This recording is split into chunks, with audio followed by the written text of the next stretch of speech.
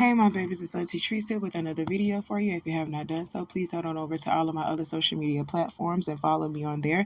They're going to be listed in the description box up underneath this here video. Click the like button on your way in here, my babies. That's a quick and free way to support the Auntie Be Knowing YouTube channel and push Auntie through the algorithm. Thank you so much and I appreciate you. Go ahead and subscribe today because I know you're coming back. Push that notification bell so you can get a ding when I do my thing and you won't be the last one to know what Auntie is talking about when she decides to talk about it.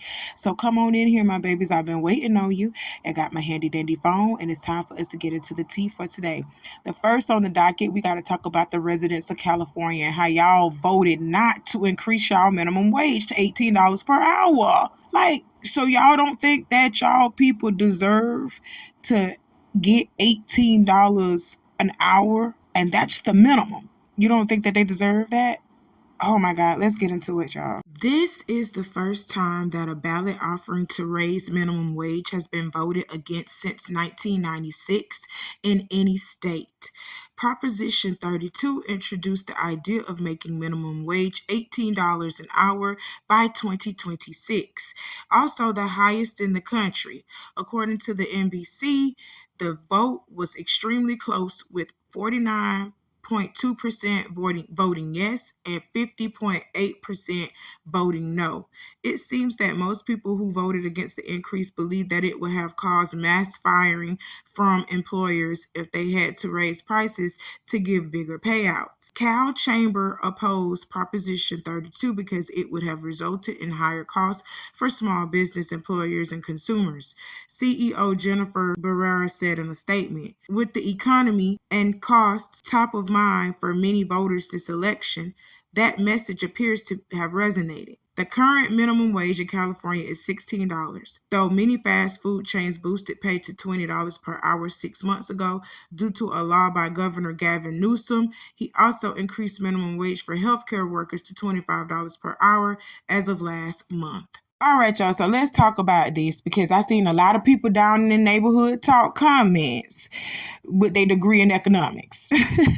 I'm just playing because you damn well didn't have no degree in economics saying no shit like this. First of all, let's talk about it. Y'all still think that if y'all get a pay increase, it's going to increase the cost of living. Newsflash, the cost of living is already going up, but the wages aren't going up. Have y'all not heard people been saying this out here in the world? Everything going up but the pay. Everything going up but the pay. Eggs going up, milk going up, rice going up, all that stuff going up but your pay.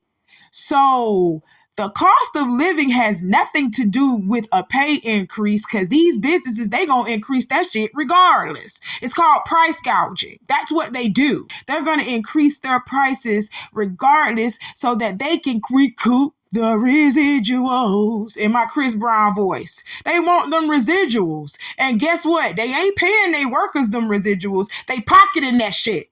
That extra coin, that's not going to the workers. It's going to them and the managers. I ain't finna lie. The managers do be seeing some of that money. I ain't even finna lie. Your CEOs and all that other stuff, they be seeing, and your general managers of this and that, they be seeing the money. All right. The regular employees don't. So, no, I want y'all to get out of this. Oh, if we accept higher wages, they're going to increase the cost of living. They already doing that. They still been, man, how is the minimum wage here in Florida like $12, $14? And a 1-bedroom apartment is $1,000 here. Stop playing. That's not including lights. That's not including car insurance. That is not including health insurance because you got to have health insurance. That's not including none of that. That's just the rent for a 1-bedroom, 1 bath, $1,100, $1,100 for 1 bedroom here. You got to be fucking kidding me. It looks more decent every day to live in my car every day. But hell, they finna start making that illegal. Look, watch what I tell you. But it makes more sense for me to live in my car than to be trying to live in an apartment that I barely even see because I gotta work 80 hours every fucking week just to keep a roof over my head. That's crazy. This is economics. This economy that we have here, this economic system we have here was meant to keep poor folks poor, okay? And also keep them as being the number one consumer. Because poor folks are the number one consumer in this economy, okay? You keeping the poor folks poor, but you're making the rich richer with these tax cuts, with these price increases that they doing. You making them richer every day. And that's sad. That's really sad. What's sad is these residents in California didn't want to increase their pay because they felt like their businesses, the small businesses that they work for, was not going to be able to pay out that type of money to their workers. That's what's sad, that they got to put a business before their well-being, because the cost of living out there in California has not gone down. Them people out there making $16 an hour, and the cost of living in California is what now? Last I heard, it was expensive as hell, y'all. For y'all higher than Florida. So please, baby, when y'all sitting around here thinking that you getting a increase in your wages is going to make your cost of living go up, that's a lie. That's a lie. It's all lies in my Carly Red voice. It was all a lie. Okay, that's not going to raise the cost of living, because they already doing that, and you already at the minimum wage that you at now, probably what, $15, $16, that's your minimum wage, and the price of eggs and the price of milk then went up to damn near $10. Stop playing. They doing that on purpose. They doing that on purpose. They doing it on purpose. So don't think that you don't deserve a higher wage because you're afraid that the cost of living is going to go sky high. You deserve to be paid that. With the cost of living going up the way that it is, tell them motherfuckers to pay y'all money, because it's wrong. Tell them to pay y'all that money, because the cost of living been sneaking up in front of your face. It's been getting jacked up. Look at gas prices. It's been getting jacked up. Y'all deserve that money. Y'all need to live too. This system ain't doing nothing but keeping the poor folks poor and keeping the rich rich. That's what this system is for. Y'all need to find a way to say, okay, you want your back scratched, you're gonna have to scratch mine. Not make me into a slave. Not make me into a slave. Hell no. No. I'm sorry. I don't agree with what y'all did in California. You should have went ahead and asked them to give you that $18 an hour. I don't give a fuck if a small business can't pay me my $18 an hour. If you can't pay me my $18 an hour, then you shouldn't be in business. Okay? You should not be. I'm just gonna say it like that. Stop playing. Man, like, life goes on. We got to make money to survive out here. That's sad that I said it like that, but we do. That's the economy. That's the state. That's the world that we live in. Money makes the world go round. And if you ain't got that, you know, you out of luck. You can't rent no apartment with no money, without no money. You can't get a car without no money. You can't even get nothing to eat without no money. Stop playing. Okay? Raise them wages. Pay them people what they are worth. Allow us to be able to live decent. I ain't trying to live like no rich person, live in a condo and this and that. I just want to live decent. That's it. And it's costing an arm and a leg just to live decent. And it shouldn't be like that. I just want to live. You hear me? Now I'm speaking up. That's me speaking up for the poor people. All right. I should be running the poor people's campaign. That's what I need to do. Start a poor people's campaign. Because this is getting ridiculous. We are choosing between getting paid more or scared that they're going to price gouge us. Like, we're literally choosing between our lives and our livelihood so that things won't jack up our lives and our livelihood. And it shouldn't be like that. We shouldn't have to make life decisions like that. Do I want to eat or do I want to have somewhere to stay? Like, that's not right. That's not right. That's cool. That's just cruel. Let's move on, y'all. I'm praying for y'all out there in California. All right, y'all. Next on the docket to talk about is Tony Buzbee. The attorney representing 120 alleged victims against Diddy is now being sued for an alleged assault by a former female client. That's just like the pot calling the kettle black, ain't it? That don't make no sense, Tony. But let's get into this story. According to the lawsuit obtained by TMZ be getting everything. You hear me? A former divorce client says it all happened while Buzbee was still working on her case. A source says Buzbee saw the woman in public and lashed out, chipping her tooth after pushing a champagne flute into her face. Wow. The woman claims she can prove it all with her medical records and is currently listed as a Jane Doe. She even goes as far as saying Buzbee costed her millions after ruining her divorce case by alleged malpractice. That's crazy fiction, like really crazy, like ridiculously crazy. I would ask if the lawyer bringing this silly case is friends with a lawyer from the firm that brought the other extortion case. All this will be exposed soon, Buzbee told TMZ in response. So Tony Buzbee isn't fazed by this alleged lawsuit, and he actually thinks that the two lawyers, because these are two different lawyers, he thinks that the two lawyers that are actually bringing up these lawsuits against him are in cahoots with each other. Y'all heard what I said. You heard what I said. That man say all this is fiction. All this is fiction. And he believes that the two lawyers that are doing the two separate cases, they are in cahoots with each other. They friends, and they trying to team up to bring him down.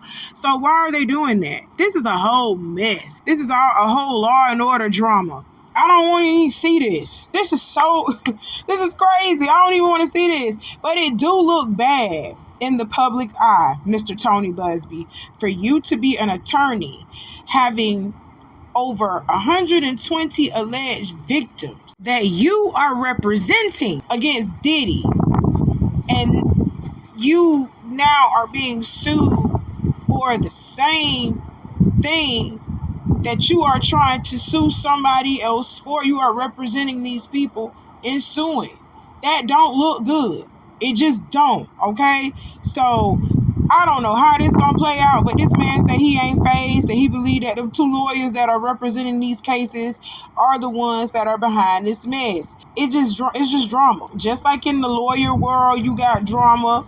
In the news broadcasting world, you got drama. In the acting world, you got drama. People got drama everywhere. But the thing is, Tony, if you not careful, your shit finna slip out. And we finna know what the fuck you done, because ain't no way people just coming out here just angry with you and just saying, oh, we finna get Tony Buzbee up off the streets. You done did something, Jack. And we gonna find out what it is.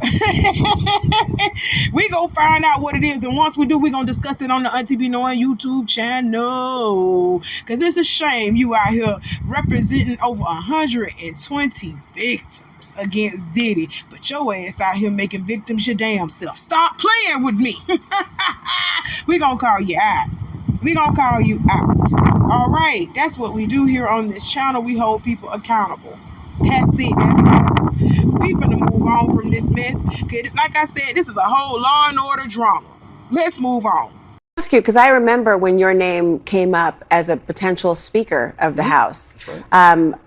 There were many who speculated that based on the prominent role you played in this campaign and election, that your name would have skyrocketed to at least the front of the line. We are several cabinet picks in. Are you not surprised that you have not been named? Have you had a conversation about being a part of the administration at all? All I will say is I am not surprised that I have not been named, but that does not mean I'm not going to do other things in the future. Has he asked you? No, there's some other things that I'm looking at going forward. Like? I'm not going to talk about them now. We do this every time. We're not going to break news now. I would like to ask you, Governor We're not gonna break of news. Florida, Senator, perhaps if Marco Rubio is confirmed, or any of those spots enticing to you? We'll see what happens as things go forward. Okay, y'all, hit that like button for me. Hit that like button for me. That was Representative Byron Donalds, who was speaking on why he has not yet been chosen or picked to be in Donald Trump's cabinet after he shuck and jived so hard for this man. He shuck and jived so hard to get the black people down there to the voting polls for Donald Trump. But Donald Trump ain't gave him a job yet. Y'all dumb as fuck if y'all think Donald Trump ain't gave him nothing or a job. He was paid to do what he did. I'm just gonna be honest. He was paid to do what he did. He didn't do what he did for no reason. He went hollering at y'all through the TV for no reason, telling y'all to go down there and vote for Donald Trump for no reason. It was a reason. And I do believe, like he said, he has something further to do because that's what Donald Trump told him to do. This will also explain the reason why he's not shocked about not being a part of Donald Trump's cabinet, because he knew he wasn't going to be a part of Donald Trump's cabinet. He knew the conversation that he had with the president. He knew the conversation that he had with this man. He knew what his job was, and he did his job. And he's probably going to be doing other jobs further in the government under, the leadership of Donald Trump. So him and Donald Trump already had their conversation. He know what he's supposed to be doing. He playing his part. That's why he's not shocked. Okay. I peep game, all right? I'm not gonna let these people play in my face, because that's what they've been doing. They've been playing in your face. But I got one more thing I want to say about this article, and then I'm gonna leave. It be your own fucking people. You hear what I'm telling you? Y'all black people was so happy that this man didn't get the job within the cabinet, a position within Donald Trump's cabinet. It was his own people, black people, in these comments in the neighborhood talking about, did all that shucking and jiving and you ain't get no job. Oh, that's what you get, and bloom, bloom, bloom. Y'all really be tearing down y'all own people on these platforms, and I don't like that for us. I really don't like that for us. Even though he didn't get a position in the cabinet, Representative Byron Donalds has a job, y'all. That man still got a job, and he's still out here making more than most of y'all that was typing that dumb shit in the comments trying to tear him down. We got to stop doing that as a race of people. We the only people as a whole entire race that will sit up there and dog our people out and chew them up just like everybody else is. We are worst enemy, man. I swear for God. But that's it. We got to build our community and get stronger. We got to have a unity with each other. All right. Now, we can do that. We can bash each other. We can do that within the parameters of our own home. But when we get out here in front of other people, we supposed to be acting like we got some sense. We got class about ourselves. That's what we supposed to be doing. You don't act up in front of company. You just don't do that. You don't do that, all right? I'm telling you something that I know now, all right? I love y'all. Let's move on, because I just didn't like this at all. I had to address that. Let's move on. My first felony at 13. I don't know what it was. I punched a little white right in the head. Her and her brothers was up in a tree and they throw slingshots at me. Slingshot a bunch of rocks at nighttime out the tree, and then just jumped out the tree and started running, laughing. And then the only one that couldn't run as fast as the boys was the girl. So I grabbed her and I proceeded to fucking beat her. Yeah, I was 13. And then the girl that's in my classroom, I guess there's a girl in my class that was her little sister. So they pointed me out in the yearbook and came to my house 14 days later. Knocked on the door on the window, playing my music, 10 in the morning. I look out the window, I see a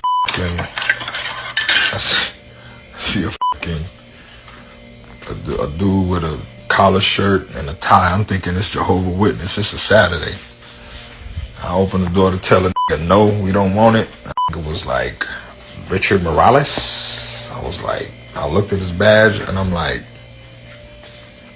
what the Yeah. I was like, can you step out? I'm like, yeah, what happened? So put your hands behind your back. I'm like, what the fuck was this? I'm like, what the you talking about? And then it was like, you had beat up a girl, put your hands on the girl. I was like, yeah, I sure did. And then they took me to jail, and I was in there for like 3 months. Okay, let's get into this last point for today. Shouts out to Richard Morales, aka Gunplay. If you did not know, yes, Gunplay is of the Hispanic community. He is a black Hispanic, okay? So let's talk about it. Gunplay got arrested at the tender age of 13, 14 and was issued his first felony for beating a little white girl. And I'm going to say that his parents must have been poor. They didn't have money for no lawyer or anything like this, because this was an easy self-defense case. This was easy self-defense, because if y'all was not listening to Gunplay, he said earlier in the damn video when he was explaining the felony, them children was throwing rocks at him. Her brothers and cousins, or whoever she was with at the time, all of them were throwing rocks at him from a tree. So he got one of them, one of the alleged assaulters who had been throwing rocks at him, and he beat her ass, okay? That was self-defense. The other children who was with her, you need to go ahead and wrap up your friendship with them, little girl. I hope you wrapped up your friendship with them, because they left your ass hanging. They left you for that boy to beat on you. Because if it was like 3 of y'all, the two little boys should have been beating Gunplay ass for even grabbing you and beating on you. You know what I'm saying? But no, this is what I feel like. Gunplay's parents didn't have no lawyer, didn't have no money to pay for a lawyer, first and foremost, because if they did, they wouldn't have allowed their son to be trapped in this system. Now he has a felonious aggravated assault on him because he beat up a little girl. Do I condone men putting their hands on women? No, I do not. I do not condone men putting their hands on women, except for when they are in defense of themselves. Y'all know it. Y'all, anybody who are advocate followers of the Auntie Be Knowing YouTube channel, y'all know I don't stand for no man putting his hands on no woman unless he's defending himself. And Gunplay was damn sure defending himself. Y'all throwing rocks at him and shit like that, he's gonna throw fists. So he was just supposed to sit there and get bust upside the head, bludgeoned to death by rocks? That's what he was supposed to do? That's crazy to me. That's crazy. Sound like your mama didn't have no money, Gunplay. Your daddy didn't have no money to get you the proper lawyer, self-defense lawyer, to get you out of this shit, because that's what should have happened. That's what should have happened, okay? That's crazy to me. That is so freaking crazy to me, how he got how he got a felony aggravated assault charge on him, and those children were attacking him first. Well, we know what happens. We know what happens when those other children get to start crying and pointing people out in yearbooks and shit, saying, oh, he assaulted me. But you're not going to tell they don't even care. I was about to say they're not going to tell what they did to you. In some cases, just like in Jonathan Major's case, they tell you what they did. They tell you what they did. That woman told y'all what she did to Jonathan Majors, and she still was able to sue Jonathan Majors for assault. She was still able to sue him in a civil case for assault and win, even though the evidence proved that she was the aggressor. She was the aggressor and not Jonathan. He still was sued in a civil lawsuit for assault, and that lady won and ruined his whole fucking career. You want to know why? Because she's a white woman. Just like with this little girl in Gunplay's case. A white girl, I don't think he knew better than to beat a white girl. But you know now, don't you put your hands on no white girl, even if she in the wrong. Even if she in the wrong, you cannot put your hands on that white girl. Because the system is built to protect them, not you. Not you, okay? You are a Hispanic man. Man, hell no, they was not going to protect you. And I feel sorry for that, because your mama and daddy didn't have the money to protect you either. Because if they would have got you a lawyer, a good ass lawyer, that lawyer could have got your ass off. And you wouldn't have had to sit in prison 3 months for beating somebody's ass for throwing rocks at you. You was defending yourself. I hate this. I hate the system. Fuck this whole system. I hate it. Damn, Gunplay, I'm sad that happened to you. But all that other shit, all these other charges that you caught after the age of 13. Now that's on you because your ass knew you had a felony when you was coming up out that prison. Felonies mean you can't be around guns, you can't have guns and all that other stuff, but your ass said fuck the police and fuck your felony charge that you got on you. You decided to go ahead and still play with these guns. That's why you got the nickname Gunplay, okay? Are we putting two and two together? We tracking it now, right? That's why he got the name Gunplay. Most of his felony charges come from guns, him being with guns. All right. And now we know why he even started off having felony charges in the first place. He got charged for felony aggravated assault. So that started his felony career. And he started hanging out with people in the streets, being a street Hispanic, being a street nigga. I call Hispanics niggers, the Hispanic nigger. Yeah, you understand what I'm telling you? No, he didn't even really have a fair chance with his life because he was already a Hispanic man beating up on a white girl. And if y'all not looking at him clearly, if you don't look at Gunplay all the way, really just look at him and you can tell, because you can tell Gunplay is Hispanic. But if you just, take a glimpse at him, just, glimpse him over, he looks like an African American. He looks like a black man. So y'all knew he was going to get the book thrown at him. Hell yeah, the book was going to be thrown at him. I'm surprised they didn't lock you up and throw away the damn key for fucking with that little white girl. Because it could have been over for you, player. Big time. You heard me. But I'm glad you all right. And I'm mad that you didn't have the legal support that you needed, because that would have got you off of this. I'm just going to be honest. But, we live and we learn. Obviously, we don't, because Gunplay still around here playing with guns and shit, because we done heard some stupid shit about you being on them drugs and putting guns and shit to your baby's head and all that other stuff. Like, Gunplay, listen, you ain't no saint. All right, but that shouldn't happen to you at the tender age of 13, 14 years old. That's all I'm saying. Well, that's all that Auntie got to talk to y'all about for today. I got some more coming for you later on. You know how I do. Hit the like button on this here video to let me know that you love me as you support me and you pushing me through the algorithm. I love you guys. Y'all be safe out here. I'll talk to you soon. Bye.